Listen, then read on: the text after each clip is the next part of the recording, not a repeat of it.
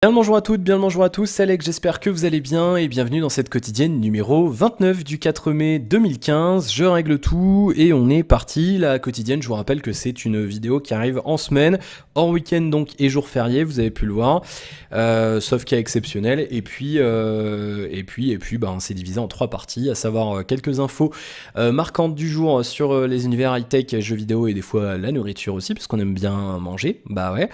Je vous parle aussi un petit peu de la chaîne, on fait le point sur le nombre d'abonnés, je réponds aux derniers commentaires postés sur aux commentaires postés sur la dernière quotidienne, je vais jamais y arriver. Et ensuite, je vous raconterai un petit peu aujourd'hui ce qui arrivera ces prochaines semaines sur la chaîne. Les produits que j'ai prévus pour prochainement. Et puis on terminera avec un petit peu mon racontage de vie habituel. Bien.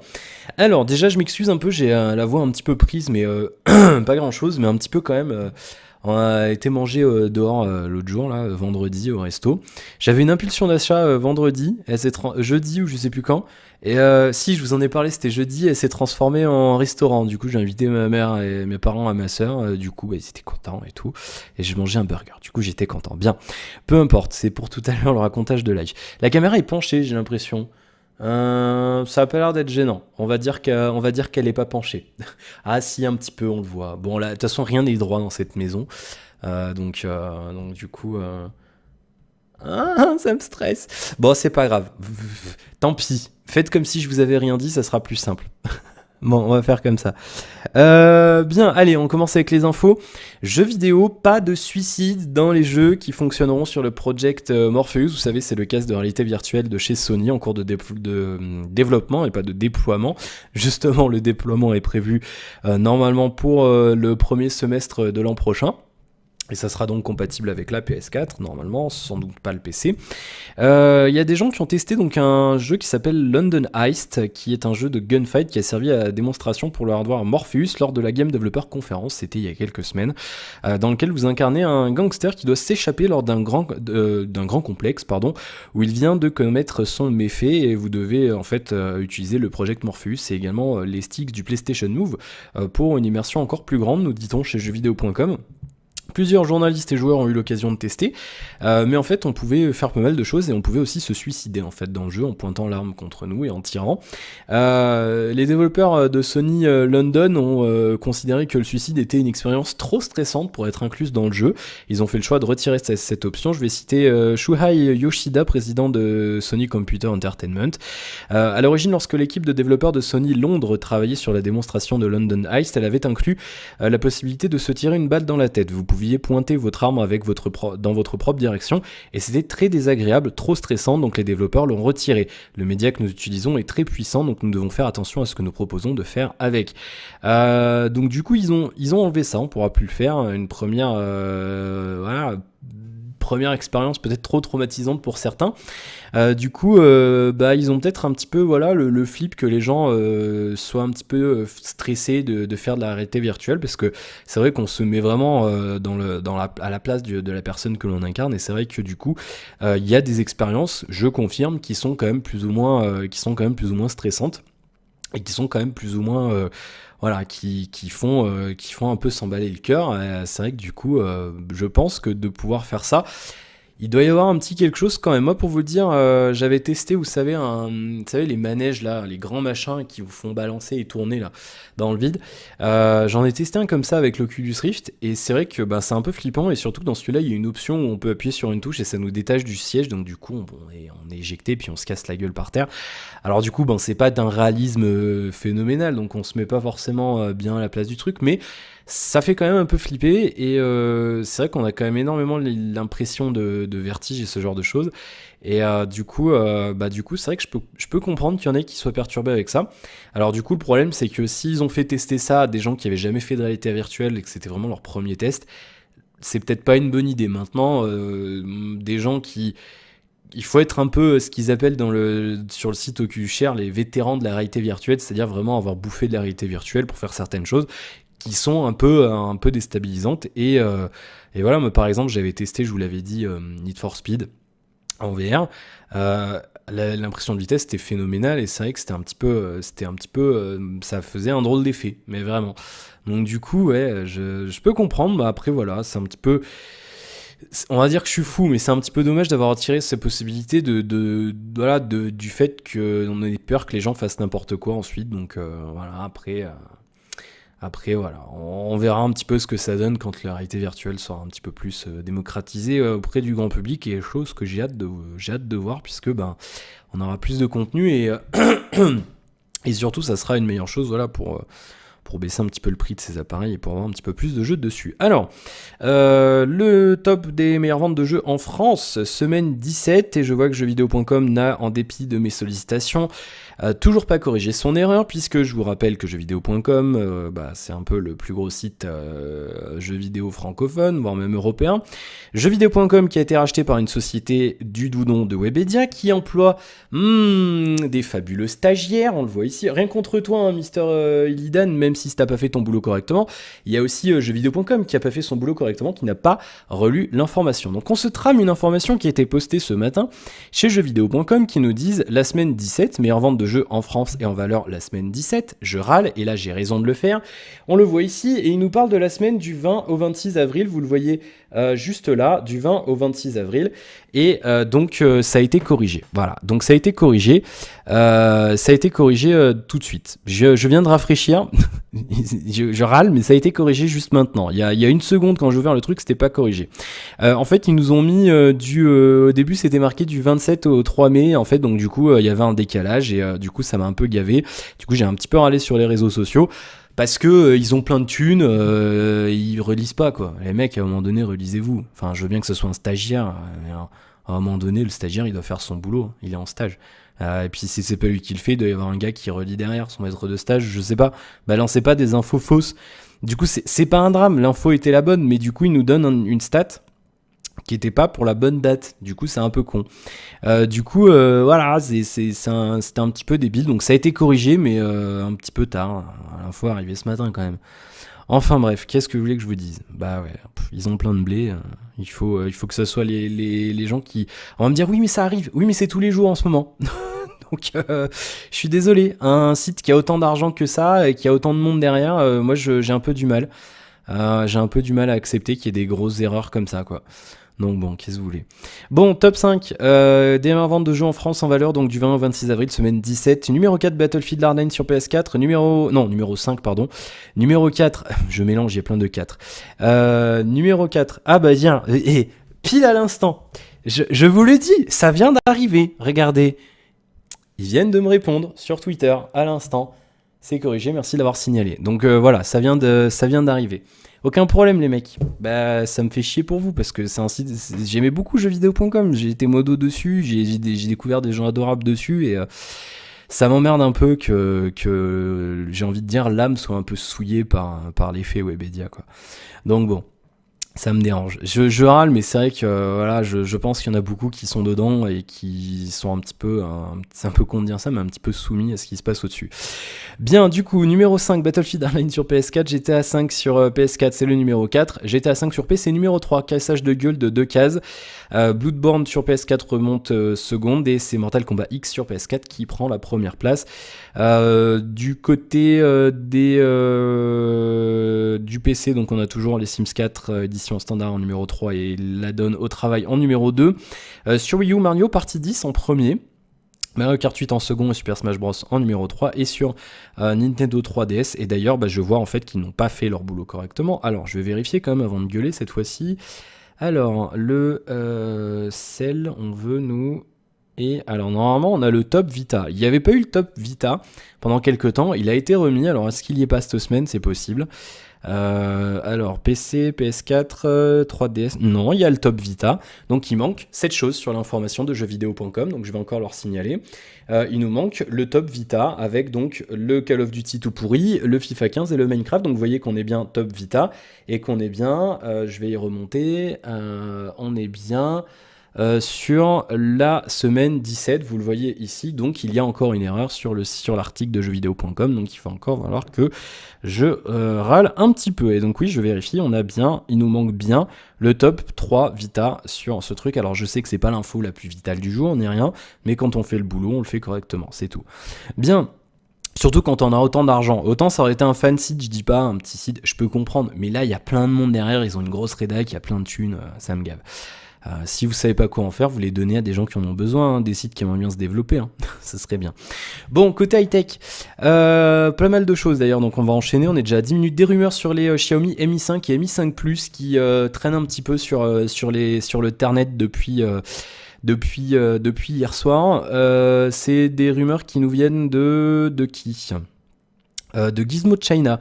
Il y aurait donc un Mi 5 qui sortirait en juillet, donc avec le Mi 5 Plus, un écran pour le Mi 5 tout court de 5,2 pouces, sans détail sur la définition, un processeur Snapdragon 810, 3 ou 4 Go de RAM, un lecteur d'empreintes digitales et le Mi 5 Plus qui serait équipé d'un écran 6 pouces, résolution 2K, un Snapdragon 810 et cette fois-ci 4 Go de RAM, donc une bonne grosse config bien musclée, 32 Go de stockage, APN dorsal 16 mégapixels et on parle du mois de juillet pour la sortie de ces terminaux, et donc on attend de voir un petit peu si c'est confirmé et surtout si les fiches techniques sont confirmées. Si elles le sont, ça promet d'être intéressant et surtout ça promet d'être un bon rapport qualité-prix puisque Xiaomi tire un petit peu ses marges vers le bas pour proposer du bon matos à un prix défiant toute concurrence. On va parler justement d'un smartphone qui défiait toute concurrence. Peut-être un petit peu moins maintenant, on va parler du OnePlus One et là on va enchaîner avec des problèmes. Que des problèmes. Ouais.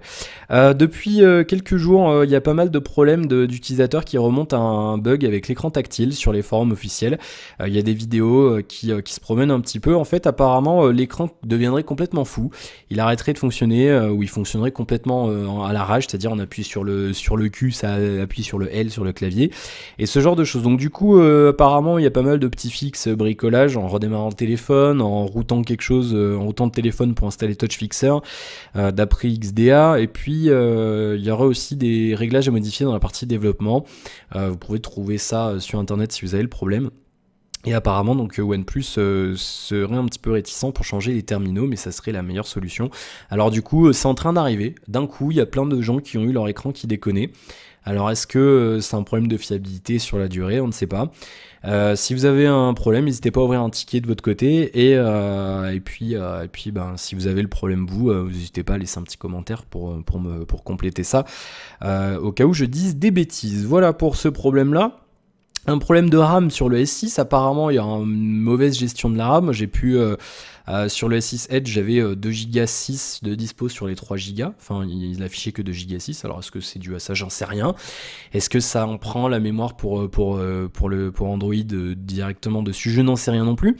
En tout cas, voilà, il y a pas mal d'utilisateurs qui signalent des problèmes. En fait, les applications ne videraient pas la RAM, enfin, elles se déchargeraient pas de la RAM quand elles se ferment. Samsung est au courant, il y aurait des patchs qui seraient sur les rails.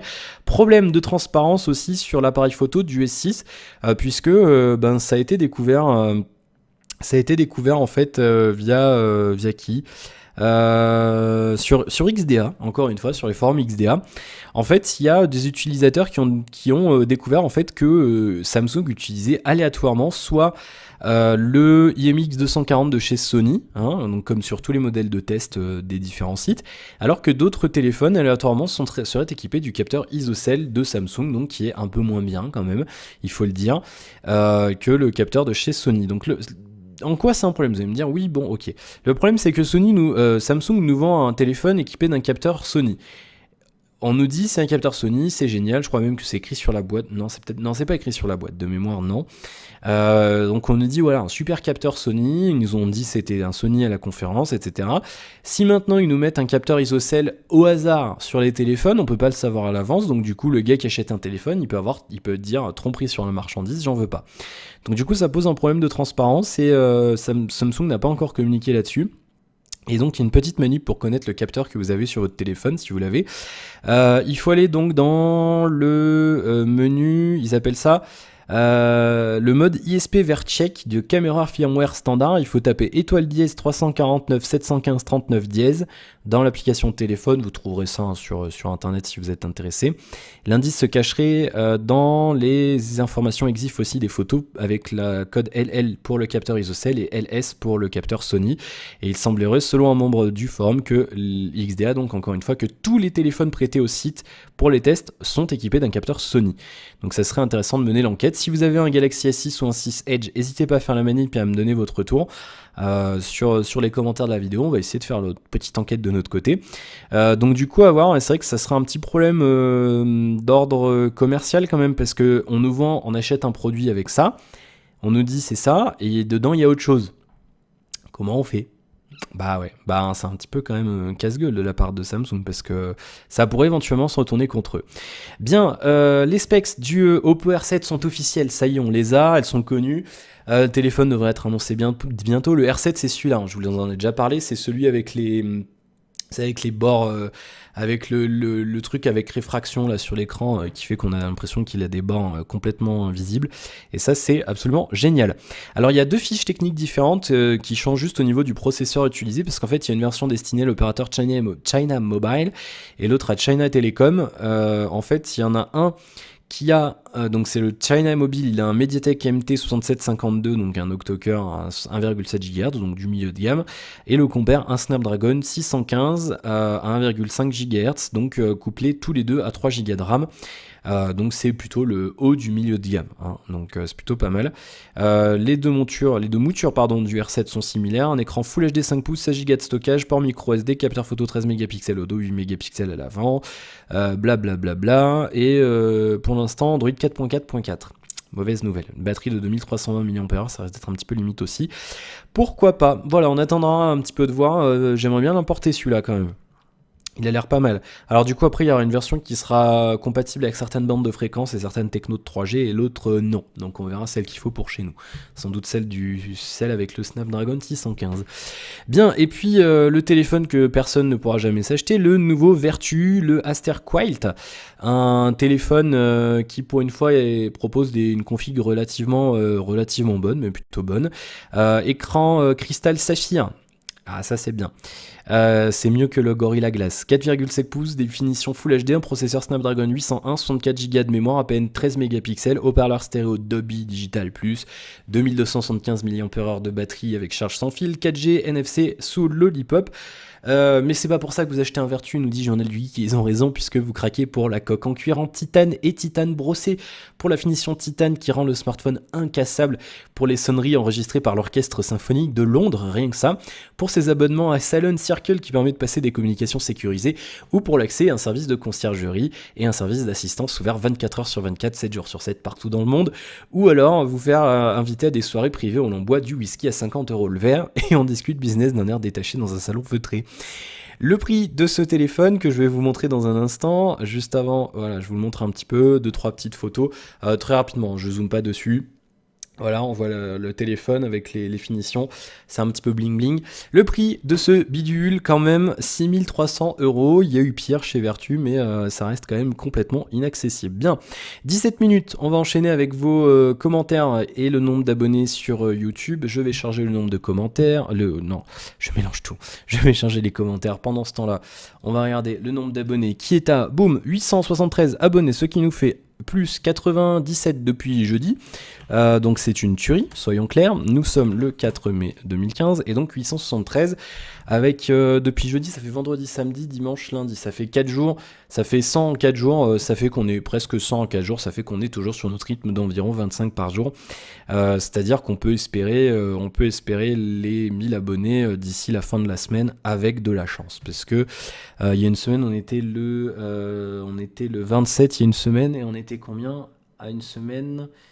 On était 711 la semaine dernière, donc du coup en une semaine voilà ça fait plus 122 en une semaine, donc du coup si on rajoute 122 on sera à ce rythme là dans une semaine on sera à 950, donc on approche des 1000 et donc on sera aux 1000 d'ici la mi-mai, donc ça c'est plutôt pas mal. Alors et merci à vous qui vous êtes abonnés, j'avais oublié de vous remercier. Quel malpoli ce Alex, décidément. Aïe aïe aïe. Bon, allez, on est parti avec la quotidienne de jeudi qui a enregistré 116 vues. Un petit peu en retrait la quotidienne de jeudi, je ne sais pas pourquoi. Alors, les commentaires dans le désordre. Alors, Boris, bonjour. Perso, pourquoi je dis bonjour? Tu n'as pas écrit bonjour dans ton commentaire. Perso, je type de bon cœur, j'attends pas de contrepartie. Le type est un don de soutien pour faire évoluer la chaîne. Ça m'énerve un peu certains types en attendant une contrepartie. Type égale don et non achat. Tu as tout résumé mon cher Boris et je te remercie encore pour ton tip que tu as fait la semaine dernière. Bien, Kevin, bonjour à Kevin, Kevin, un gros commentaire, dis donc. Oui, Microsoft est en train de forger, j'ai envie de dire, enfin son propre monde, ils ont l'OS maintenant, la hardware avec le smartphone et l'offre PC plus mobile, le tout sur le même OS, ça va être pas mal. Coucou Apple, je pense notamment que c'est une bonne opportunité pour les entreprises dont la marque à la fenêtre est majoritairement présente. Solution plus abordable sans doute. Oui, je pense que c'est vrai que d'un point de vue professionnel, d'avoir un environnement complet sous Windows peut être intéressant, même si c'est vrai qu'il y a encore beaucoup d'entreprises qui utilisent toujours BlackBerry avec le service, avec le BES, le BlackBerry Enterprise Service. L'équivalent entreprise donc du BIS pour les particuliers. BIS c'est BlackBerry Internet Service, qui permet en fait avec le système BES de gérer toute la flotte de terminaux comme ça et d'installer des applications à distance et compagnie. Et ça c'est plutôt pas mal, et c'est vrai que si Windows sort ce genre de choses, un système comme ça existe déjà pour le desktop, de pouvoir installer via réseau sur plein de postes en même temps des applis, enfin des logiciels. S'ils sortent la même chose pour gérer une flotte de mobiles sous Windows Phone, il y a moyen que ça soit vraiment top. Si en plus les applis sont les mêmes entre PC et Windows Phone, on a vu que c'était les mêmes binaires et compagnie, qu'il y avait très peu de modifications à faire, on peut très bien imaginer une grosse boîte avec plein de PC sous Windows 10, plein de téléphones sous Windows 10, et le mec il décide d'installer un truc, ça l'installe et sur le téléphone du gars et sur son poste de bureau, et ça peut être vraiment une super idée. Je pense que t'as raison Kevin, je pense qu'il y a un bon développement à suivre là-dessus. Merci pour la réponse sur Twitter, ça fait plaisir. Perso, dès la sortie de Windows 10, je fait l'upgrade. Merci Damien pour les démarches. Le smartphone est équipé de la recharge par induction dans la poche en contact avec le corps. Est-ce que c'est pas pareil? Alors, j'ai pas compris ta phrase. La recharge d'induction d'un peu. Montre, je pense pas que ça gêne. Non, ça ne gênera pas. Oui, je comprends ta phrase. Excuse-moi, il faut le temps que ça monte au cerveau. Je pense pas que ça gêne maintenant. Voilà, peut-être que dans 10 ans, on va nous dire c'est cancérigène, hein, donc on sait pas. Sachant que ce sont des récepteurs et non des émetteurs d'énergie. Exactement. Ikea bosse dessus. La promo était faite d'ailleurs au lancement du S6. Ikea commercialise des tables basses avec un trou pour réceptionner le chargeur par induction de Samsung, mais la lampe de bureau, je savais pas. Par contre, la table de nuit, c'est non direct.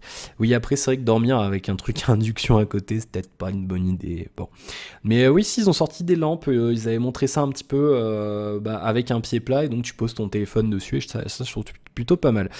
Bien, commentaire de Shindo, je compte passer sous Windows 10. Pour les stats des OS mobiles, je me demandais les OS maison basés sur Android comptent ou pas. Normalement, vu que c'est Android de base, tant qu'il y a le Play Store et les services Google, normalement ça compte pour Android. Et HoloLens, ça déchire. Oui, ça a l'air de déchirer. J'aimerais bien tester un jour quand même. Hein. On verra le prix que ça coûte quand ça sort. Bien. Sébastien 217, pour avoir testé les technical previews de Windows 10, bien que c'est sur Windows quand même ces commentaires. Je pense que le milliard d'appareils tournant sous Windows 10, toutes éditions confondues, sera vite atteint grâce à la mise à niveau des PC exécutant Windows 7 et 8.1 à 8.1 pardon. Pour les envies d'achat, je connais ça, j'ai cherché pendant un temps le modèle qui me conviendrait le plus en fonction de mes besoins et de mes critères, mais j'ai su résister à la tentation. Ouais, je me souviens Seb, Seb je le connais un petit peu, on se parle sur TeamSpeak et tout, il avait même commandé un téléphone, il a annulé. C'est bien Seb, il faut résister. Quand on a d'autres choses à acheter, c'est important de savoir résister.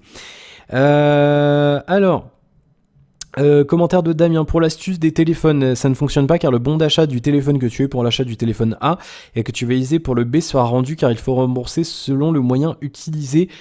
Zéro lamentable. Oui, bon écoute, je sais pas, je sais qu'à la Fnac il y avait plein de gens qui disaient que ça marchait, j'ai pas essayé, j'essaierai pas prendre de risques, voilà, on va pas prendre de risques. Donc du coup on verra. Voilà pour les commentaires donc de la quotidienne précédente, de la quotidienne numéro 28. On a fait le tour, bien. Le planning de... Et je crois que j'ai oublié de taper le planning de la semaine. Complètement zappé de taper le planning de la semaine sur le site, donc je vais le faire après là pendant le plot de la vidéo de la quotidienne. Cette semaine, qu'est-ce que je vous ai prévu? Ce soir, vous avez vu l'épisode 21 du Let's... oui, 21, on est ça, hein, c'est le 21, l'épisode 21 du Let's Play sur City Skylines, donc c'est plutôt pas mal. J'ai bien avancé là sur les 2 épisodes que j'ai tournés aujourd'hui. Excusez-moi. J'ai bien avancé, donc je suis assez content de ma progression. On a fait les transports et tout. Non, c'est cool. Vous verrez ça petit à petit. Non, une belle progression, donc je suis bien content. Donc ce soir, vous avez ça. Demain, je vous mets Banjo-Kazooie épisode...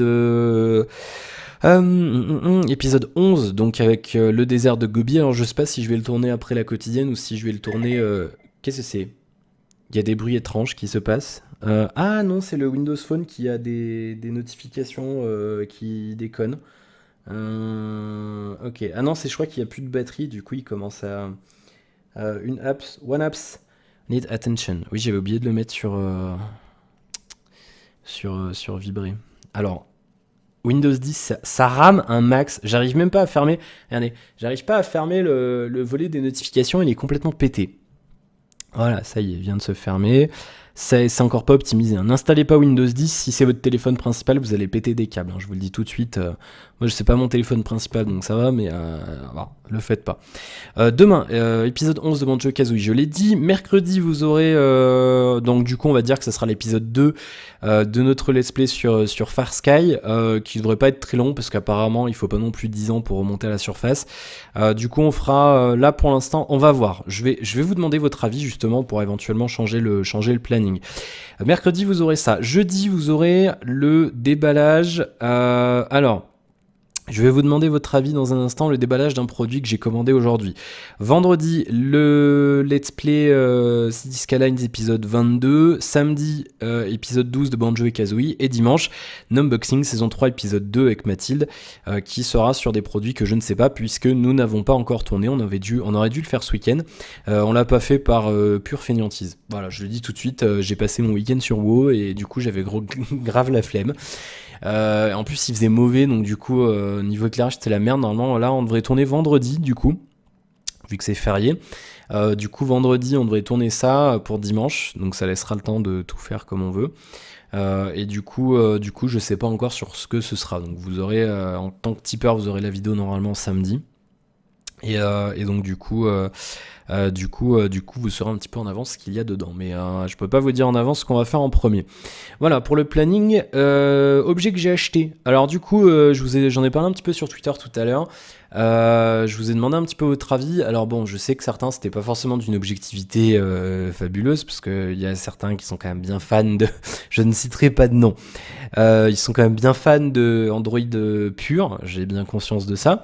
Donc ouais, au début je voulais prendre le Note Edge pour comparer avec le S6 Edge. Alors du coup, est-ce que je le prendrai plus tard ou est-ce que j'attendrai son successeur qui devrait être annoncé en septembre normalement, ou en août, on verra, peut-être que je le prendrai cet été si j'ai un autre à faire d'ici là. Ensuite, du coup, j'avais hésité avec... j'ai voulu faire aussi le Note 4 éventuellement, et finalement, du coup, j'ai pris le Nexus 6, parce que je me suis dit, ça reste intéressant de le faire. Pourquoi le Nexus 6 ? Parce que finalement, déjà, moi j'avais déjà eu un Nexus 4, et j'aimerais bien voir un petit peu ce que ça donne sur le 6. Il y a des défauts sur ce téléphone, donc je veux voir éventuellement si ils sont gênants pour mon usage ou pas. Et surtout, ça me permettra de comparer en termes de form factor sur un 6 pouces avec le Huawei. Est-ce que vaut mieux prendre un Nexus 6 ou est-ce que vaut mieux prendre celui-là ? Ça permettra de comparer. Est-ce qu'on peut faire éventuellement, est-ce qu'il vaut mieux faire la concession d'Android pur et de se prendre la surcouche Huawei pour avoir peut-être une meilleure finition, une meilleure finesse. Ça sera l'occasion de vous en parler. Je vous ferai la critique, donc du coup déballage et critique comme d'habitude. J'utiliserai un Nexus 6 en téléphone principal pendant une semaine et je vous en ferai la critique complète comme d'habitude. Autre chose que j'ai acheté, du coup je voulais prendre une tablette aussi pour tester en même temps. Et en fait sur les tablettes, le segment haut de gamme, il n'y a pas grand chose. On a les Sony, donc du coup la dernière Sony en 10 pouces qui est sortie, c'est celle-là, c'est la Z2. Il n'y en a pas eu d'autres depuis. Il y a eu la Z3 mais ils n'ont pas sorti en 10 pouces, ils l'ont qu'en 8 pouces, et moi j'aime bien les 10 pouces. Parce que regarder un film sur une 8 pouces, c'est bien, je dis pas le contraire, mais j'aime mieux 10 pouces. Donc du coup voilà, et puis surtout là on est sur un format 16:10. 16 dixièmes, donc du coup on a moins ce problème de bande noire sur les films. Donc du coup il y a la Z4 qui sort le mois prochain, donc on verra pour la faire, peut-être pas le mois prochain mais peut-être un peu plus tard. Et du coup je voulais à la limite tester, j'avais dit aussi la Tab S de chez Samsung. Et après du coup je me suis dit on est sur du Nexus, on va faire le couple Nexus parfait. Du coup j'ai pris la Nexus 9. Donc du coup on fera aussi le déballage et la critique de la Nexus 9. Alors ça sera pas en même temps, moi je le ferai en même temps mais vous les aurez en décalé. Du coup, à vous de me dire, est-ce que vous voulez plutôt que je fasse la Nexus 9, enfin que je vous mette en vidéo d'abord le Nexus 6 ou d'abord la Nexus 9? Je prends vos commentaires, on fera un petit peu le tri, et bon, après je m'attends pas à ce qu'il y ait 56 000 réactions, mais voilà, je regarderai un petit peu s'il y a une dominante ou pas, et si on n'a pas, ben ça sera comme je voudrais. Voilà, peut-être plutôt la Nexus 9 en premier, parce que ça fait longtemps que j'ai pas fait de tablette. Donc on verra. Et puis j'ai pris un troisième bidule, je vous avais parlé que je voulais changer de souris. Et du coup, ben, j'en ai profité, j'ai pris une souris.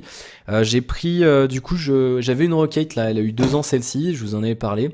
La Konix TD, ça fait 2 ans que je l'ai, 2 ans que je la martyrise, elle est dégueu, hein, vous voyez, elle est complètement dégueu. Il y a le logo Rockate je vous le remontrerai plus tard en vidéo, il y a le logo Rockate qui commence à se barrer, il y a le revêtement qui commence à se barrer, on le voit là, ici. Et j'ai vu qu'il commençait à se barrer aussi, alors je sais pas si je vais pouvoir vous le montrer correctement. Si, ça commence à se barrer juste là. On le voit là, ça commence à s'en aller.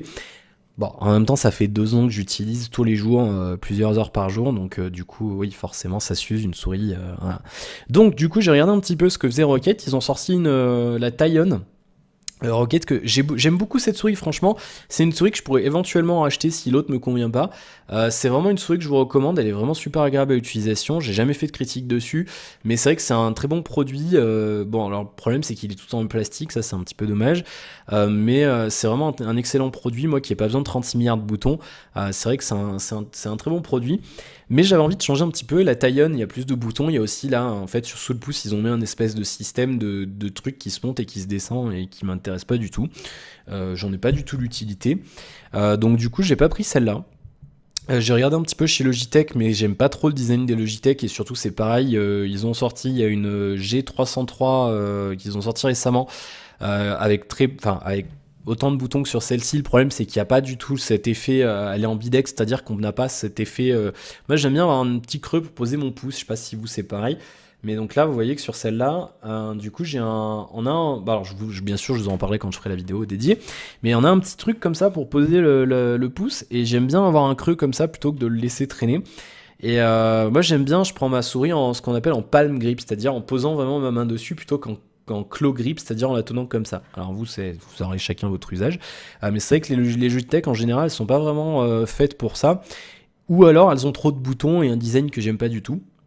Donc du coup, moi alors je sais pas si je vous l'ai dit, mais je suis pas très design gamer machin, en mode, par exemple, j'aime pas du tout les claviers, vous savez là, les cyborgs machin, avec les trucs en mode, j'aime bien la sobriété. Là j'ai un Corsair, je vous le montrerai, vous l'avez peut-être déjà vu dans mes vidéos. Il est rectangle, il n'y a pas de fioriture, il y a les LED qui s'allument, c'est tout. Il y a à la limite le logo Corsair Gaming, mais il n'y a pas de fioriture, c'est vraiment un truc rectangulaire en métal qui fait comme ça, voilà. Et j'ai pas envie d'un truc. J'aime pas trop le design. Là, c'est vrai que Rockate, ça restait discret. On avait cet effet un petit peu, voilà, avec les LED, avec le logo Rockate, mais ça fait pas. On n'a pas ces trucs en mode, vous savez, un mode robot, là, ou je sais pas comment on pourrait appeler ça. Je sais pas si vous voyez ce que je veux dire.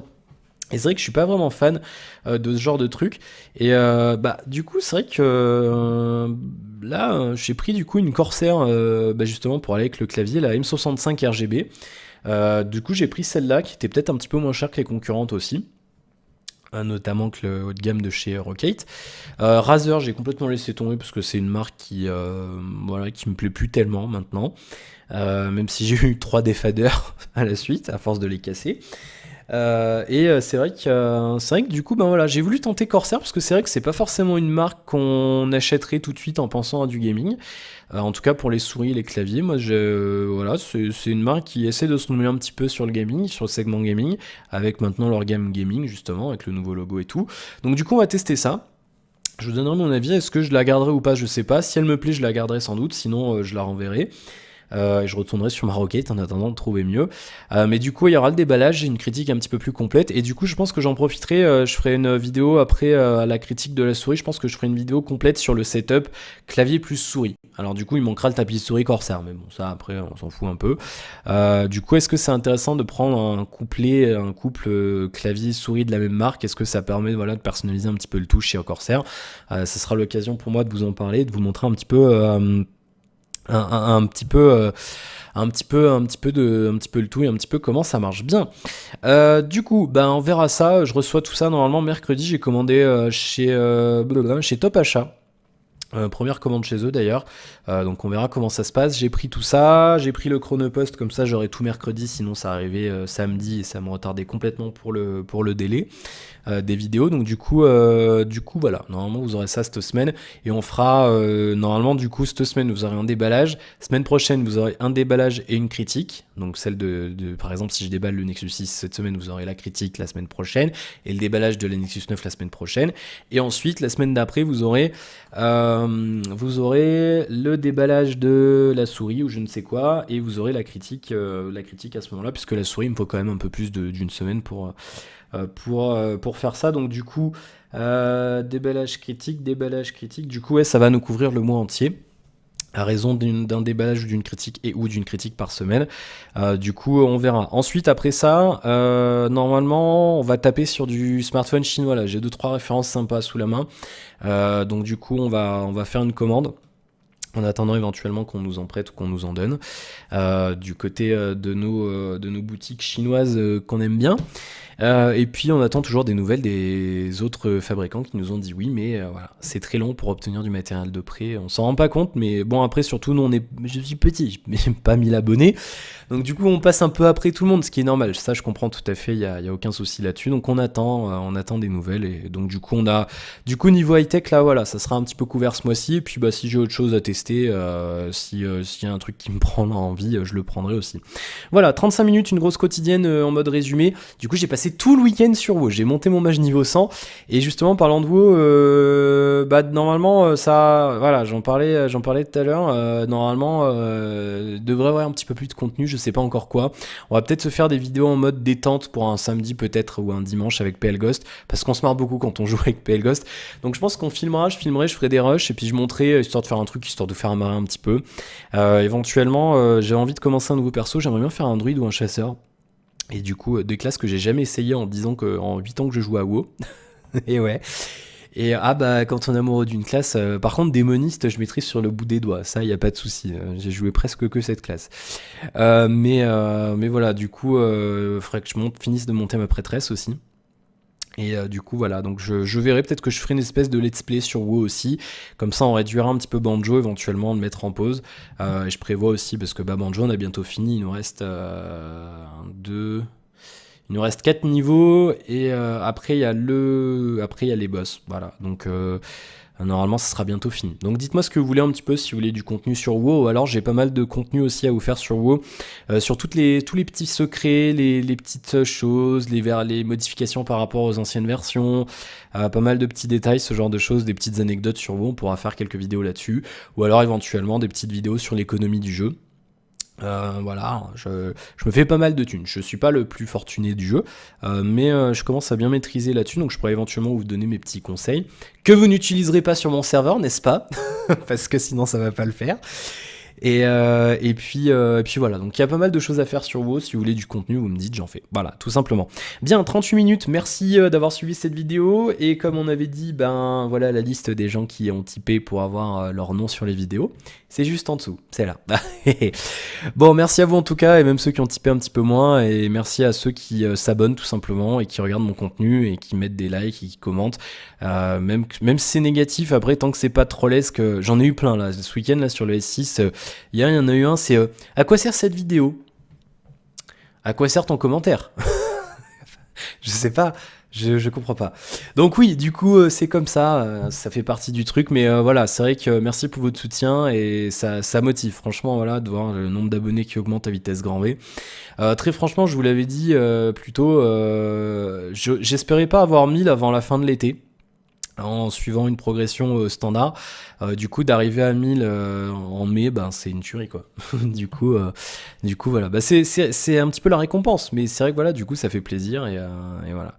Bon, on y va. Merci d'avoir suivi cette vidéo, je vous donne rendez-vous demain pour la suite de nos aventures, et d'ici là, n'hésitez pas à réagir en commentaire à tout ce que j'ai dit dans la vidéo, n'hésitez pas à liker si ça vous a plu, à partager, à faire un petit tour sur le Tipeee éventuellement, si vous avez une pièce d'1€ qui traîne, ça permettra de couvrir les frais de test du Nexus 6 et de la Nexus 9. De la souris, non, je le prends pour moi, parce que la souris je vais la garder, je pense, donc voilà, vos types couvriront le Nexus 9 et la Nexus 6 et l'inverse, c'est pareil. Bon, allez, on y va, merci encore, et à demain, salut, ciao.